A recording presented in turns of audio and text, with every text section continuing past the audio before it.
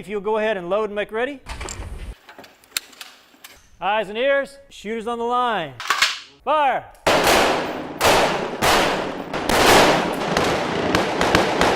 All right, weapons on safe. North Texas police departments are matching force. Go ahead and grab your magazines. Let's do it again. Getting military-style rifles, like the ones used in recent attacks on police, into the hands of those responsible for keeping the public safe. It's a move sparked by the officers themselves, feeling outgunned after the July 7th ambush on Dallas police. Our department has probably tripled the amount of rifle classes that we've started putting on for officers. Grand Prairie police aren't alone. Fort Worth, Dallas, Irving, Model LAR-15. and Garland police too. It's a scary time. I mean, we prepare mentally that when we put on this uniform, we can be a target to somebody who just does not like the police. The goal, police say, is to level the playing field. Keep ourselves safe, to keep other people safe, and to go home. And that's all of our priority, go home at night. But the process to get these firearms on the streets is far from equal. Let's take a look at police. Military-style rifles are not standard equipment for most departments. Officers often buy their own or get a stipend. But once an officer has the weapon, they can't carry it on duty. Set up that muscle memory for the gun range so that you will do it in real life. Until they complete 40 hours of intense training. It's state law. That loudest sound you will ever hear is that click when nothing happens. Our cameras went inside Grand Prairie Police Department's rifle school. One thing you want to watch. In the classroom, they learn how to load and clean the rifle. 6 up, 6 right, and you'll be good to go. On the range, they learn precision, how to take out a bad guy without injuring a hostage. Couple feet, fix that. And what to do when the rifle gets jammed. Oh, look at that, it's fixed.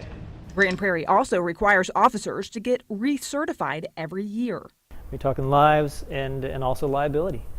It's a huge liability out there for officers to be carrying, these rifles. So it's just incumbent upon us to make sure that we are as spun up as we can. So what does it take for civilians? There are no training requirements at all. It's surprising, just knowing how powerful it is.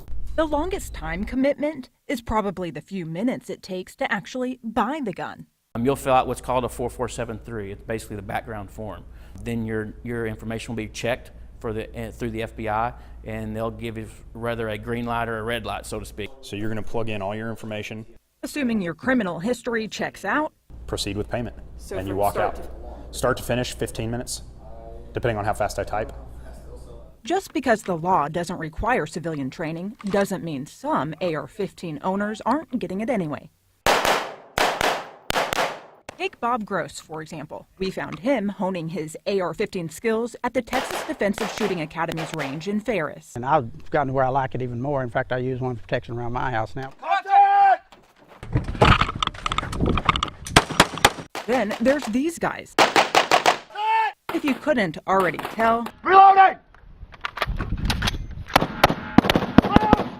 they're former Marines, and they recently returned from the front line. The police can't be everywhere all the time, and there's an army of guys like me and him waiting to help out if some situation like that goes down. That's why we keep our edge sharp. But make no mistake, this isn't just a boys' club. I love to shoot too. Nancy Johnson is a mother of 2 from Dallas who we also found at the range with an AR-15. If you're going to own a weapon, you need to have that training and be responsible with it. It's not a toy, it's a weapon. Most people buy AR-15s for sport or self-defense. The unfortunate reality is, for the few who buy them for the wrong reasons, they'll be on the streets faster than the officers trying to protect us. Line is safe. Let's check them, see how we did.